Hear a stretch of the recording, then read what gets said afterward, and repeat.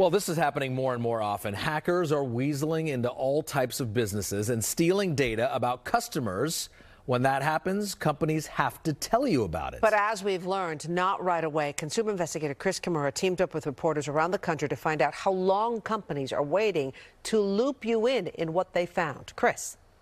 We found surprising delays that leave you in the dark when your data's on the dark web.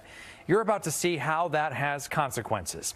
A friendly word up front. The viewer you're about to meet speaks softly.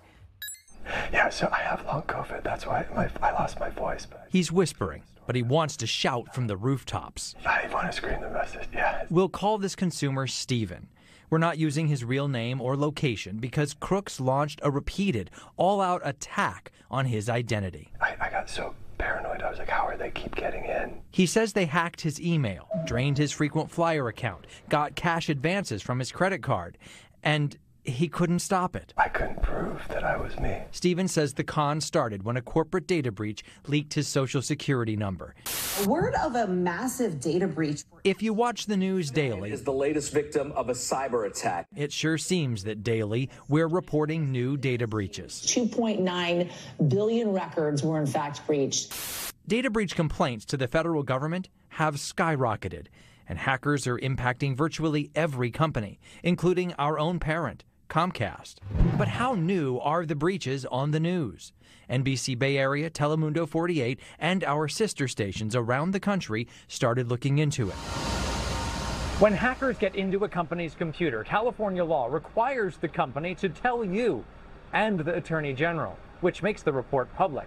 Well, right now, the Attorney General's data breach database has more than 4,000 reports in it. Our team analyzed all of them. The average time between the date thieves got into a company's files and the date the company disclosed the breach was a little more than 6 months.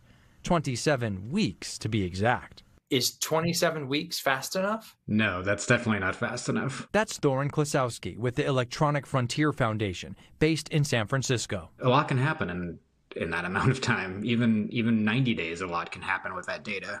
Here's the thing. The law doesn't lay out a timetable to tell consumers. Our colleagues around the country found other states' laws aren't any clearer. We need to have quicker reporting. That's Virginia U.S. Senator Mark Warner. He spoke with my Washington colleague Susan Hogan. I think the reporting needs to be done literally in days, not weeks. Warner's vision is a federal standard, but that's only to report to the federal government, not you. Privacy experts told us there's no effort to get data breach notices to you any faster.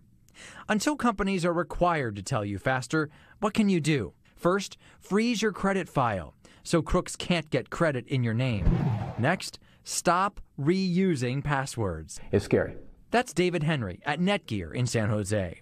Netgear recently surveyed more than 2,000 people and found 67% of them are using the same password for multiple accounts. All it takes is one of those companies to get breached. Well, that password is now on the dark web. Henry also recommends two-factor authentication, aka 2FA. Definitely turn on 2FA across all of your accounts. Quietly, but firmly, Steven says even that wasn't enough to protect him.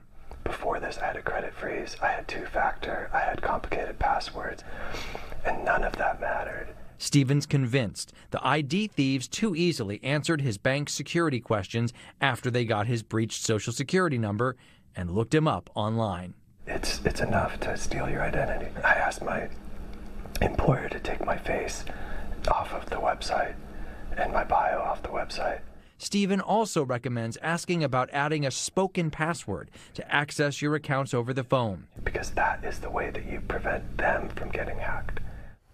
Let's go back to freezing your credit file. We just mentioned it twice. Well, now this is the third time. We want to show you how to do a freeze, so we made a video showing you the steps. You can watch it on our website or YouTube page.